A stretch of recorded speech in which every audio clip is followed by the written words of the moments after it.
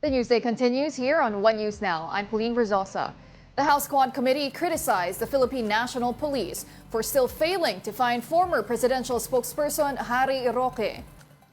Roque has an arrest order from the committee after refusing to attend their previous hearings on pogos. His wife, Myla, also has an arrest order for ignoring the committee's invitations to attend the hearings. Myla has already left the country before the committee issued the arrest order. House Quad Committee co-chairperson Dan Fernandez said the PNP should continue looking for the couple. Ang sabi namin, mahiya naman kayo. Kasi nagkaka-problema na kayo sa Quadcom dahil hindi nyo makita si Secretary Harry Roque.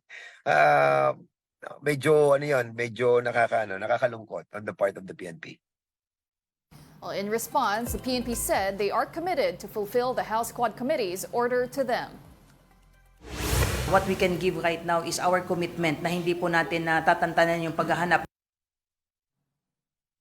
And in other news, the Immigration Bureau confirms that over 12,000 offshore gaming workers have voluntarily downgraded their working visas. Gio Robles with a report. Today marks the government's deadline for foreign POGO workers to voluntarily downgrade their work visas. Downgrading means converting their working visa permits to temporary tourist visas. This will allow them to stay only up to 59 days in the country.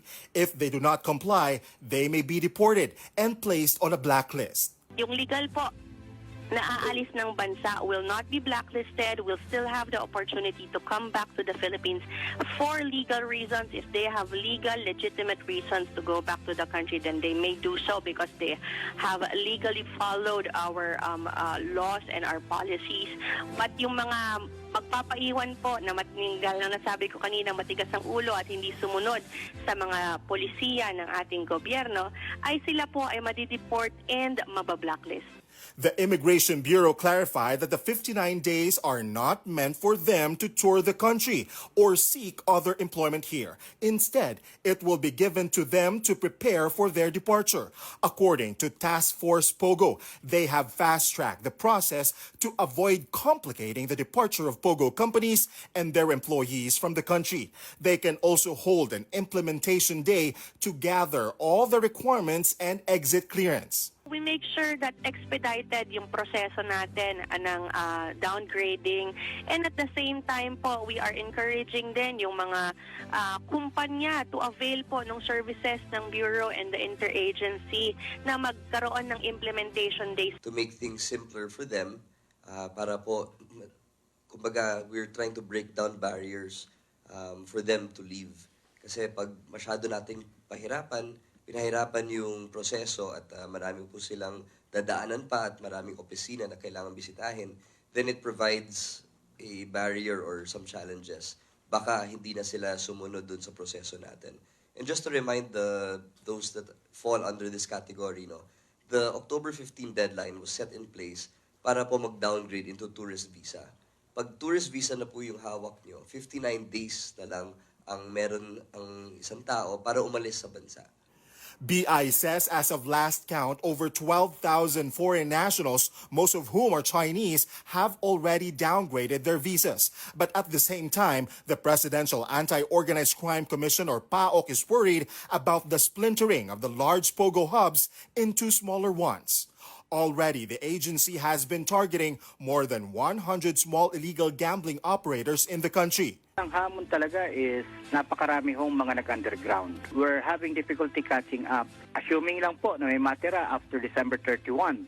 So magtutuloy-tuloy pa rin. For its part, the Justice Department isn't too worried. It pointed out that these smaller ops won't be profitable and they will all eventually leave. Hindi na po talaga yan feasible in terms of revenue, in terms of profit for these criminal syndicates. It is no longer worth operating in such small quantities. Kaya sa tingin ho natin, itong change of landscape from a big POGO hub to a smaller one is merely part of their winding down operation dahil ayaw naman po nila na bumalik dun sa kanilang bansa dahil siguro sa tingin nila meron pa silang ibang pwedeng puntahan.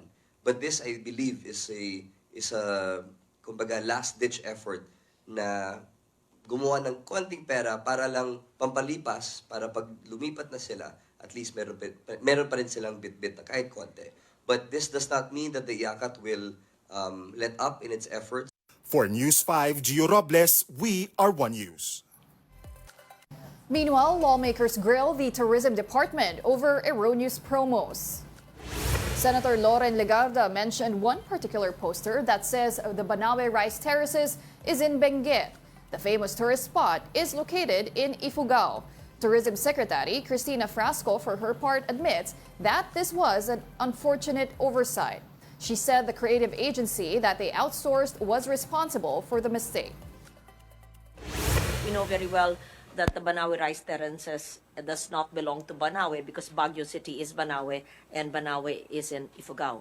I saw this long ago. This was 2023. This year. Hindi to nanggaling sana sa inyo. It says, Love the Philippines, Banawe Rice Terraces, Benguet. You know, if there's anything that really triggers me, it's really misinformation and wrong knowledge. We'll be back with more stories after this break. Keep it here on One News.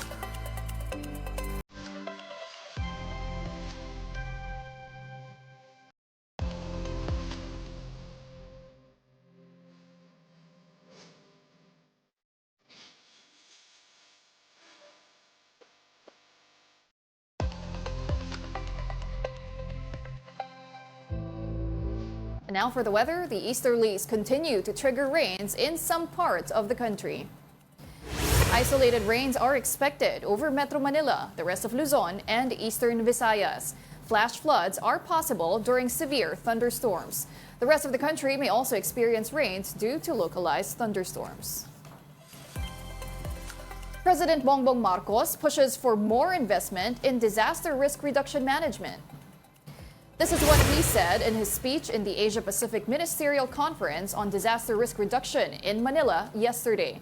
Marcos urged other countries to lay out their legal framework to properly address disaster and climate issues. He also emphasized the importance of data and financing in addressing disaster risks. We must significantly increase our investments and develop financing mechanisms in disaster risk reduction. Sustained and predictable data and financing would help address disaster risk better. Imbis na hanap buhay, hanap patay ang siste ng mga caretaker ng puntod. Ito kasi ang bumubuhay sa kanila, mapaundas man o hindi. At para bigyan ng mukha ang balita, Mobile Journal, Marymon Reyes.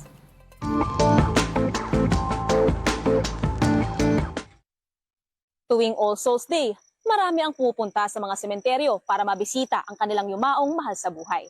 Pero sa mga normal na araw, mayroong nag-aalaga at patuloy na nagbubuhos ng pagmamahal sa mga ito. Mga huni ng ibon at tunog ng mga sasakyan sa paligid ang maririnig tuwing nagtatrabaho ang 73 taong gulang na si Mang Mario. 2 dekada na siyang caretaker ng ilang mga puntod sa isang sementeryo sa San Miguel, Bulacan. Nagsimula lang daw siya noon na maglinis sa libingan ng kanyang kaanak nang may mag-alok sa kanyang maging caretaker sa halagang 300 piso kada buwan sa bawat puntod. Ginagawa ko po, naglilinis, winawalisan, ilalampaso. Pagka po nakadaman ng konting pagod, uuwi sa bahay, merienda, balik na naman. Anong po ang trabaho ko araw-araw.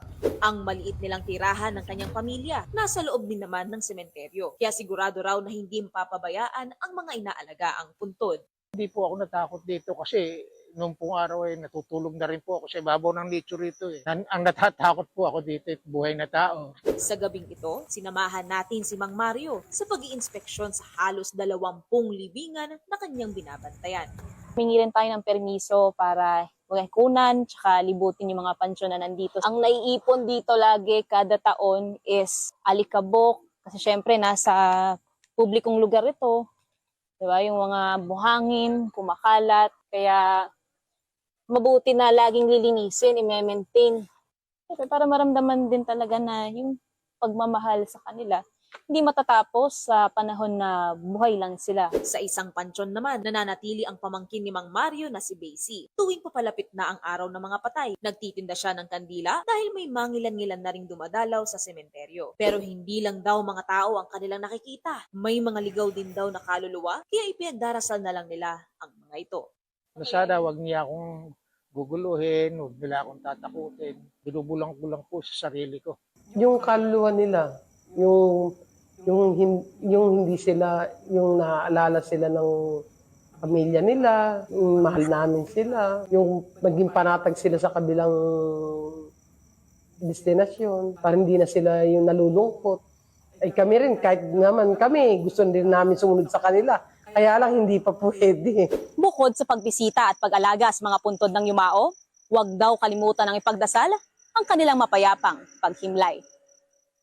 Mobile journalist Mary Mon Reyes po, hatid ang muka ng balita. And those are the top stories of the hour. I'm Pauline Verzosa. We are One News.